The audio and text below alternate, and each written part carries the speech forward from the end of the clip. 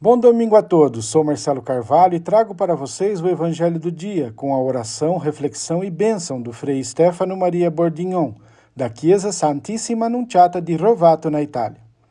Aqui traduzo fielmente as palavras publicadas no canal do YouTube do Frei Stefano, www.youtube.com/frastefano. Seja louvado Jesus Cristo! Olá a todos, estamos aqui com o Evangelho de hoje com o Frei Stefano. O Evangelho do dia, domingo, 15 de março, quarto domingo da Quaresma, e Santa Luísa. Em nome do Pai, do Filho e do Espírito Santo. Amém. Oremos. Ó Pai, que por meio do Teu Filho opera de forma admirável a redenção da espécie humana, conceda ao povo cristão que se apresse, com fé viva e generoso empenho, para a Páscoa que já se aproxima. Por Cristo nosso Senhor. Amém. O Senhor esteja convosco. Do Evangelho segundo João. Glória a Ti, ó Senhor. Naquele tempo, ao passar, Jesus viu um homem cego de nascença. Os discípulos perguntaram a Jesus: Mestre, quem pecou para que nascesse cego? Ele ou seus pais? Jesus respondeu: Nem ele, nem seus pais pecaram, mas isso serve para que as obras de Deus se manifestem nele.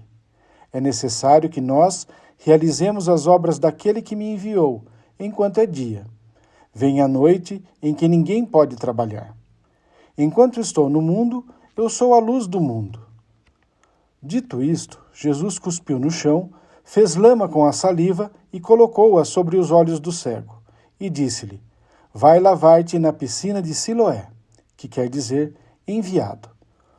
O cego foi, lavou-se e voltou, enxergando.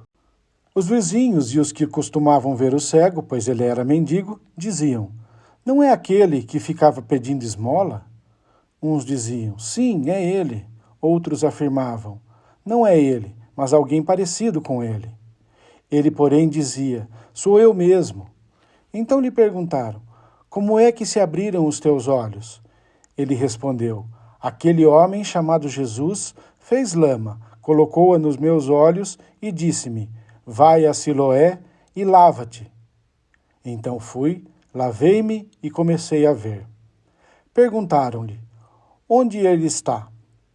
Respondeu: Não sei. Levaram então aos fariseus o homem que tinha sido cego. Ora, era sábado, o dia em que Jesus tinha feito lama e aberto os olhos do cego. Novamente, então, lhe perguntaram os fariseus como tinha recuperado a vista. Respondeu-lhes: Colocou lama sobre meus olhos, fui lavar-me e agora vejo. Disseram então alguns dos fariseus: Esse homem não vem de Deus, pois não guarda o sábado. Mas outros diziam: Como pode um pecador fazer tais sinais? E havia divergência entre eles. Perguntaram outra vez ao cego: E tu, que dizes daquele homem que te abriu os olhos? Respondeu: É um profeta. Então os judeus não acreditaram que ele tinha sido cego e que tinha recuperado a vista. Chamaram os pais dele e perguntaram-lhes: Este é vosso filho que dizeis ter nascido cego?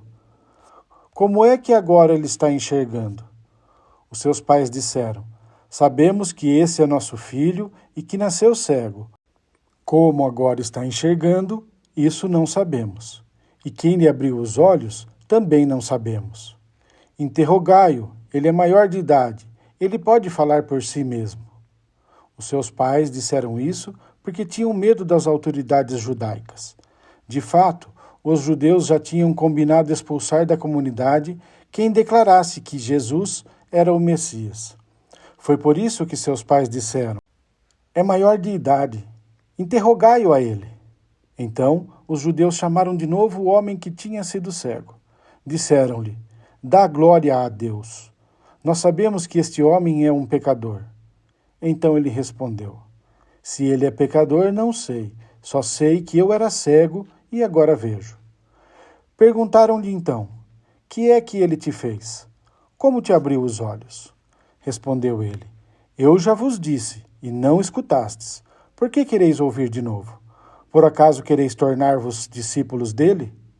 Então insultaram-no, dizendo: Tu sim és discípulo dele. Nós somos discípulos de Moisés. Nós sabemos que Deus falou a Moisés, mas este não sabemos de onde é.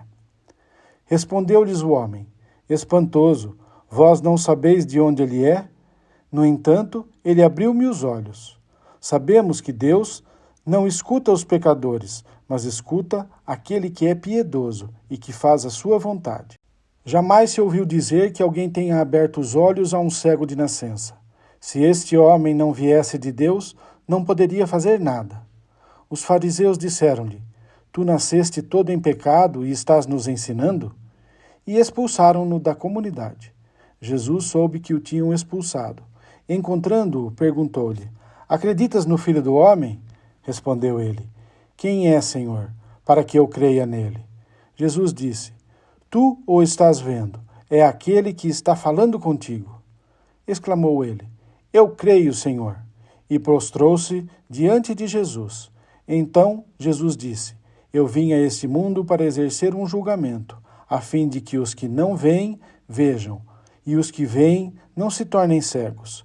Alguns fariseus que estavam com ele ouviram isto e lhe disseram: Porventura também nós somos cegos?